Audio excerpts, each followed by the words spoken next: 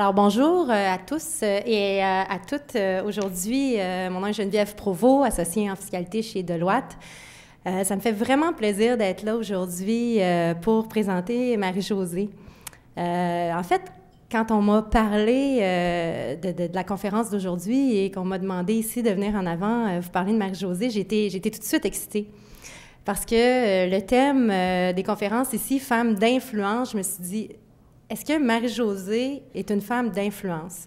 Et pour moi, ben, le plus facile pour vous donner un témoignage là-dessus, c'est de parler de ma petite personne, puis de la petite relation, si je peux appeler ça comme ça, que j'ai ou que j'ai déjà eue avec Marie-Josée. Donc, j'ai tout de suite ouvert mon tiroir où je conserve très peu de notes, parce que je ne sais pas si vous le savez, là, mais chez Deloitte, on va déménager dans la tour Deloitte et on nous dit qu'on n'aura plus de tiroir. Donc, le papier, là, ça devient une denrée très rare, parce que non seulement on n'aura pas de tiroir, mais pas de bureau non plus. Et je pense que mon chum ne sera pas super heureux si j'envahis notre maison avec des papiers. Donc, les papiers que je conserve sont des papiers qui ont fait une différence dans ma vie, qui m'ont influencée. Donc, tantôt, j'ai fait un petit test avec Marie-Josée quand je l'ai vue. J'ai sorti une pile de petits papiers. J'ai dit, c'est un test. Est-ce que tu sais c'est quoi? Et ce sont les notes que j'ai prises la dernière fois que j'ai eu la chance d'assister à une allocution de Marie-Josée. Et j'ai gardé ces notes-là précieusement parce que ça faisait partie des petites notes qui, pour moi, avaient fait une différence et m'avaient influencée et allaient, je l'espère, continuer à m'influencer. Donc, évidemment, je ne vous réciterai pas toutes ces notes-là, mais elle avait commencé sa conférence en disant « Le réseautage n'est pas une option ».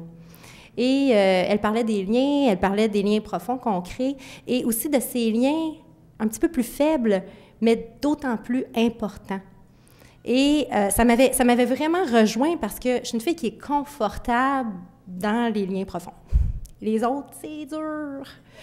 Je me lève le matin, puis je suis pas sûre, puis je retournerai me coucher ces journées-là. Donc, ça a fait une différence parce qu'elle parlait de certains de ses regrets, puis elle a remis l'emphase sur ces liens-là qui valent vraiment la peine. On n'est pas des imposteurs quand on parle à quelqu'un qu'on ne connaît pas. On a toujours quelque chose d'intéressant à vivre et à dire. Donc ça a eu une influence sur moi. Donc, Marie-Josée, elle est présidente de Casacom, une firme de relations publiques qu'elle a fondée en 2001. Et elle est reconnue au niveau du monde des relations publiques pour la qualité de ses conseils. Et on fait appel à elle en tant que leader. Elle est réputée pour sa vision claire et ambitieuse des relations publiques. Elle a fait des études en sciences politiques, elle a travaillé en sciences politiques. Elle détient également un diplôme de Harvard Business School pour avoir complété une formation Owner President Manager Program. Elle a été désignée comme femme remarquable en 2004 par la Chambre de commerce du Montréal métropolitain. Et son entreprise, Casacom, en 2005, est devenue partenaire de WorldCom PR Group, le plus grand partenariat de firmes de relations publiques indépendantes. Donc, c'est un fait qui est très important. Donc, en tant qu'associé leader de Deloitte au féminin, notre initiative de réseautage entre femmes et de création de liens, ça me fait un énorme plaisir d'entendre Marie-Josée aujourd'hui au cours de cette allocution. Merci et bonne conférence à tous et à toutes.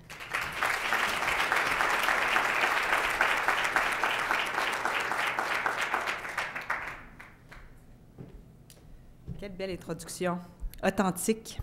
Sympathique. Merci beaucoup, Geneviève. Je remercie Femmes d'influence pour cette invitation à cette prestigieuse tribune, ainsi que Deloitte, la firme Deloitte, pour son travail auprès des femmes d'affaires. Je pense que vous faites beaucoup de choses et je vous vois très, très souvent. Et aussi un grand remerciement aux autres commanditaires. Et bien sûr, à vous tous et toutes qui êtes ici, qui êtes venus m'entendre, ça me touche beaucoup. Personne n'échappe à son histoire et à son identité, et c'est très bien ainsi. Être soi-même, exprimer son point de vue, c'est bien plus attirant que d'essayer d'être quelqu'un d'autre et de dire des banalités. Trouver ce qui nous rend unique, exprimer notre différence, est le chemin le plus rapide vers notre bonheur et vers notre réussite. Ainsi, nous empruntons notre propre voie. Sans aucun doute, la plus efficace pour soi. Ça m'a pris 30 ans à vraiment réaliser que ma différence était mon principal atout. Ça m'arrive encore d'en douter, comme aujourd'hui, quand j'ai préparé cette allocution. J'ai vécu la première moitié de ma vie avec le sentiment de ne pas vraiment cadrer dans le moule. Je l'ai ressenti à l'école, au sein de mon club de patinage artistique, et dans plusieurs emplois que j'ai occupés.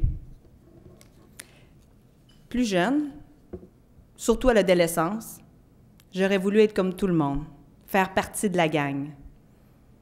Ça aurait été beaucoup plus simple. Je suis convaincue d'ailleurs que certains d'entre vous ont le même sentiment quand ils y pensent. J'avais un mal-être et je me disais que quelque chose clochait. En fait, c'était ma quête d'indépendance qui prenait forme. Je vous dirais que ce mal-être, il contraste beaucoup avec mes origines. Je suis née de parents à la fois aimants et exigeants, dans une famille où les enfants, qu'ils soient garçons ou filles, pouvaient devenir qui ils voulaient. Je suis donc née dans les meilleures conditions possibles. Je remercie d'ailleurs mes parents de me faire l'honneur d'être ici ce midi. Aujourd'hui, je sais que cette obligation de normalité, cette quête de la normalité, est un mensonge, que c'est probablement l'un des pires freins au bonheur, un des pires freins qui puisse exister. Et que c'est en me donnant le droit d'être vraiment qui je suis, que je suis devenue pleinement heureuse et que j'ai pu, à mon tour, faire une différence. C'est de ça dont je veux vous parler ce midi. Et vous? Êtes-vous bien au courant de votre différence? L'avez-vous acceptée? Et est-ce que vous l'exprimez aussi? Avez-vous fait la paix? J'ai toujours été habitée, voire même hantée, par le sentiment d'en avoir qu'une seule vie à vivre. Ma toute première aspiration a donc toujours été de vivre le plus pleinement possible.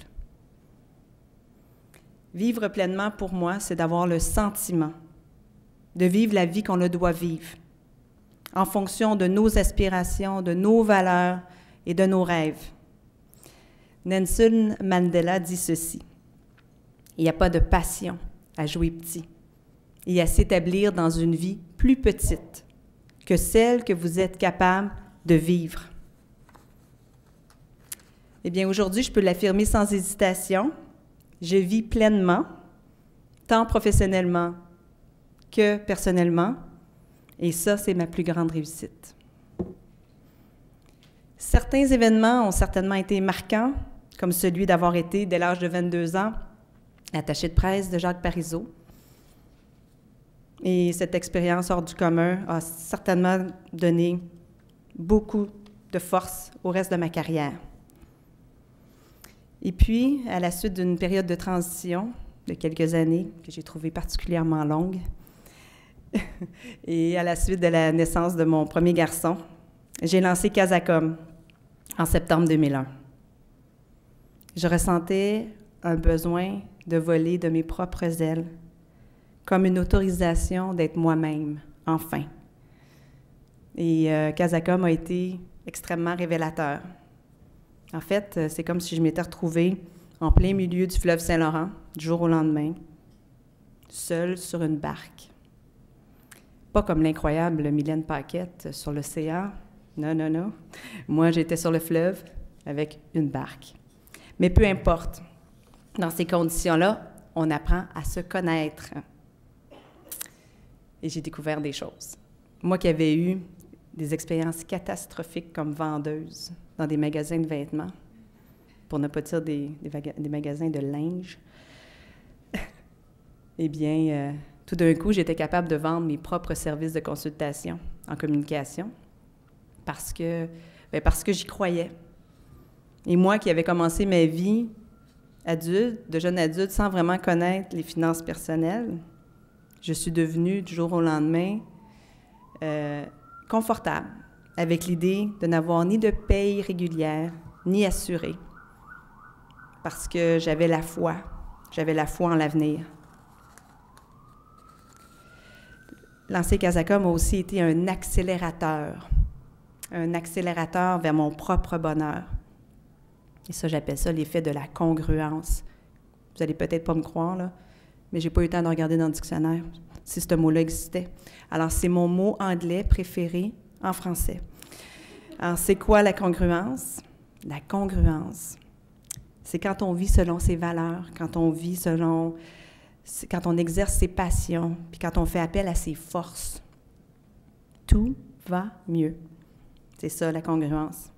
Et en créant Casacom, eh bien, je me suis donné les moyens de vivre mes passions, soit celles de l'entrepreneuriat, d'une part, et celles des relations publiques qui font une différence. Je me lève d'ailleurs tous les matins, et ce depuis 13 ans, avec le sentiment enlevant que tout est possible. Devenir entrepreneur, c'est le résultat de ma quête d'indépendance. Ma quête d'indépendance de jeune fille avec laquelle j'étais si mal à l'aise. Puis aujourd'hui, bien, être entrepreneur, c'est tellement plus qu'un emploi. C'est une façon de vivre. Et même si ce n'est pas facile du tout. Et je le sais, il y a des gens ici dans la salle qui le savent. C'est pas une option. C'est pas optionnel. C'est essentiel à ma vie. C'est essentiel à mon bonheur. Puis aussi, depuis la fondation de Casacom, c'est comme par magie, les autres éléments de ma vie se sont placés. J'ai un mari qui est également mon plus grand supporter, dans les bons comme dans les moins bons moments. Et il est présent, très, très présent. Il est présent aujourd'hui, malgré sa brillante carrière d'avocat. J'ai aussi 2 garçons qui me comblent et de très nombreux amis qui me sont très, très, très chers. Et je suis en santé. J'ai une vie, disons, pleine. Très, très, très pleine. Pleinement équilibrée aussi. Et je suis encore le seul parent qui arrive à temps au soccer, à 18 heures, 2 soirs par semaine, mais avec son bureau. J'ai mon bureau qui est avec moi. Alors, je suis installée sur ma chaise avec mon cellulaire, puis mon iPad, puis mes papiers, puis... Mais je suis là, je suis toute là, malgré tout. Aujourd'hui, je ne compare pas mon entreprise à une barque, mais à un avion. Un avion qui expérimente des jours plus turbulents que d'autres. Mais Casacom me donne des ailes et me fait découvrir tout le potentiel de la vie. Car vous savez, il n'y a pas de plus grande confiance que celle que nous développons après avoir pris un grand risque. Avec le temps, d'ailleurs, j'ai pris le goût, pas mal, beaucoup, passionnément, le goût du risque. Parce qu'il n'y a rien de comparable pour se sentir libre et vivante. Puis il m'a fallu d'apprendre des risques, en me gardant une certaine zone de confort. C'est une méthode que j'ai développée. Je n'ai pas lu ça dans aucun livre, et pourtant j'en ai lu des livres. Mais celle-là est bien à moi. C'est la méthode préparation-provocation. Et je l'ai appliquée quand j'ai fondé Casacom. Je l'applique dans tout ce que je fais. À chaque fois que je prends un risque, je l'applique. Et je peux vous raconter une anecdote d'ailleurs qui s'est passée juste ici, de l'autre côté de la rue. En 2001, je reviens de mon congé de maternité, janvier 2001, et j'ai vraiment dans l'idée de partir en affaires. Je me dis, c'est vraiment le moment. Alors, je me prépare. J'analyse le marché, je me demande ce à quoi Casacom va ressembler, ça va être quoi son nom, ça va être quoi nos clientèles cibles, etc. Et pendant ce temps-là, bien, je reçois un téléphone d'un chasseur de tête qui m'offre une possibilité d'avoir un poste comme directrice des communications du Musée des Beaux-Arts. Moi, je suis passionnée des arts, mais vraiment. Alors, c'est assez irrésistible, malgré le fait que j'ai une belle perspective devant moi, quand même très, très épeurante, mais quand même une belle perspective. Je me dis, je vais le faire. Je fais le processus. Je me retrouve en finale, devant le conseil d'administration, ici, de l'autre côté de la rue. Un conseil d'administration formé d'éminents Montréalais. Vous pouvez imaginer, dirigé par Bernard Lamarre. Ils sont 20 dans une immense salle. Et à un moment donné, M. Lamarre me pose la question. « Marie-Josée, qu'est-ce que vous allez faire si vous n'avez pas le poste? Bonne question. J'avais la réponse, mais je l'ai dite. Je me suis provoquée. J'ai dit, je me lance en affaires si ça ne fonctionne pas. Alors, M. Lamarre et les 20 éminents montréalais, comprenez-vous qu'ils ont compris que je n'étais pas nécessairement leur candidate. Et moi, j'ai compris que j'étais certainement pas leur candidate non plus, que j'avais d'autres choses à faire dans la vie. Alors, c'est ça, la préparation, la provocation. Et je l'ai appliqué jusqu'en septembre 2001, quand je suis partie en affaires. Il m'en a fallu du courage. D'ailleurs, en 2001, il y avait beaucoup de firmes de relations publiques à Montréal. Et qu'est-ce qu'une nouvelle firme pouvait bien apporter? Évidemment, la mienne, elle serait différente. Elle s'appellerait Casacom. Ce serait une maison de communication, pas une agence, n'est-ce pas? Nous ne serions pas des intermédiaires, mais des partenaires. Et nos deux principales valeurs cohabiteraient côte à côte, soit l'excellence et l'humanité. Notre maison serait chaleureuse et donnerait envie de se dépasser tout le temps. Évidemment, ce serait la plus belle au monde. Elle disposerait de tous les moyens pour se développer au-delà de moi et de soutenir une expansion internationale. J'avais, dès le départ, des idées de grandeur. Et c'est à peu près ce qui s'est passé. J'ai toujours voulu construire une entreprise qui ferait une réelle différence dans la vie des gens, qu'ils soient employés, clients. Une entreprise qui produirait de tels résultats que si elle disparaissait, il manquerait quelque chose dans l'univers. Ça, c'était mon rêve, et ce l'est toujours. Car je crois aussi que vivre pleinement est la meilleure façon d'avoir un impact positif sur le monde qui nous entoure. Avec Casacom, je développe ma propre vision des relations publiques et j'en fais bénéficier mes clients. J'ai toujours voulu aider les autres à se dépasser, à aller plus loin, à aller plus haut. Soyez pas surpris, mon père, ma mère, ma sœur et ma tante, et peut-être que j'en oublie, sont professeurs. Donc, je pense que j'avais du professeur en dedans de moi, mais l'entrepreneur a gagné. Mon rôle dans la vie professionnelle est de faciliter le progrès, l'accélérer et parfois pousser, oui, pousser pour qu'il se produise. Et mes collègues en savent quelque chose. À leur tour, ils incarnent cette ambition pour eux et pour nos clients. Chaque jour, je me régale de les voir aller, de les voir se dépasser. Il n'y a pas de doute. Il faut vraiment être spécial pour travailler chez Casacom.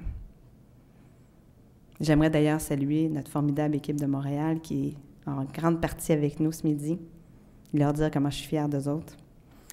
Et bien sûr, une salutation toute spéciale à Annick Bélanger, mon amie d'abord, mon associée ensuite, et ma directrice du bureau de Montréal, sans qui construire cette entreprise serait une toute autre histoire. Merci Annick pour ton incroyable soutien. Chez Casacom, notre raison d'être, c'est de grandir.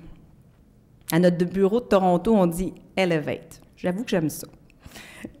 Il y a des mots, des fois, en anglais, sont un petit peu mieux. Elevate, grandir, c'est très bien aussi.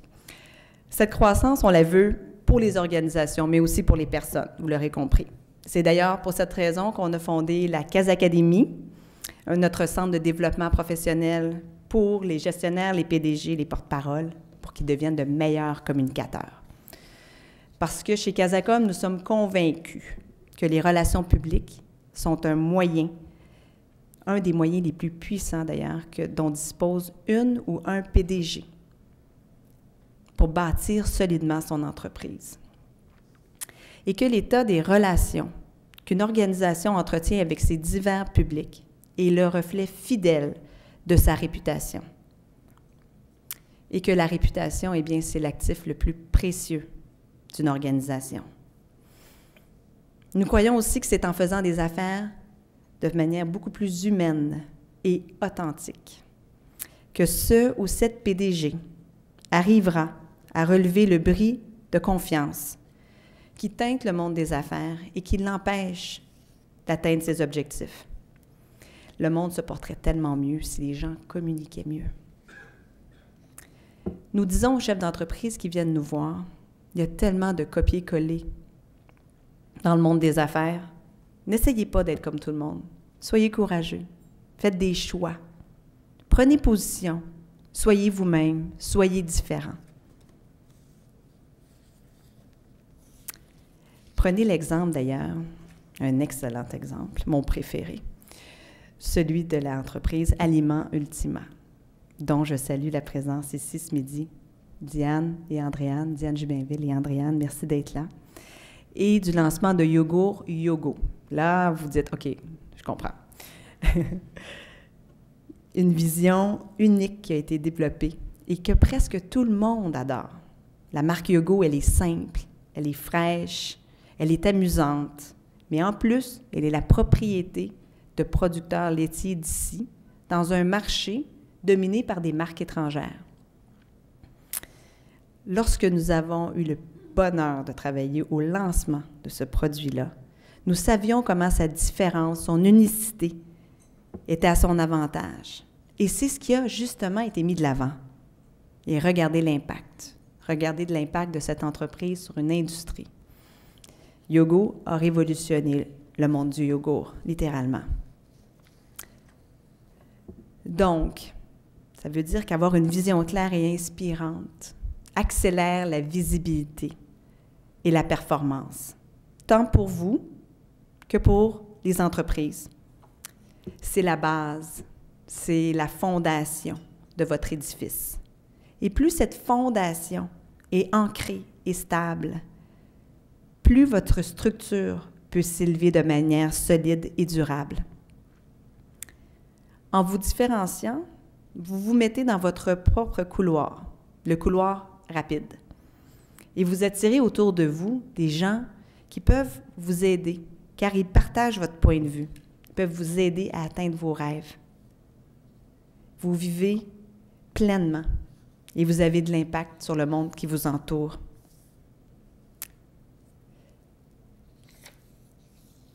Je crois sincèrement que l'avenir appartient aux gens qui prendront le temps, que ce soit régulièrement ou à un moment donné, de descendre du tapis roulant, réfléchir à ce qui les distingue, réfléchir, repréciser leurs rêves et prendre leur propre couloir. Tout ça peut sembler épeurant au début. Et vous savez, moi, je suis une entrepreneur. C'est ça mon rêve. D'autres, leur rêve, c'est de rester auprès de leurs enfants à la maison et de bâtir une famille. D'autres, c'est d'avoir un emploi qui leur permette de grandir et qui leur permette qui n'est certainement pas, du moins, un frein à leurs rêves. Et ça me fait penser à une histoire d'une employée que j'ai déjà eue chez Casacom, une employée extrêmement performante, Caroline, pour ne pas la nommer, Caroline Bazinet, qui m'avait dit lors d'une réunion d'évaluation, « Oh, Marie-Josée, j'adore travailler chez Casacom, j'adore ça, mais le problème, c'est que je ne pourrais pas réaliser mon rêve en travaillant ici. » Je dis « Oui, c'est quoi ton rêve? Parlons-en. » Alors, on en a parlé.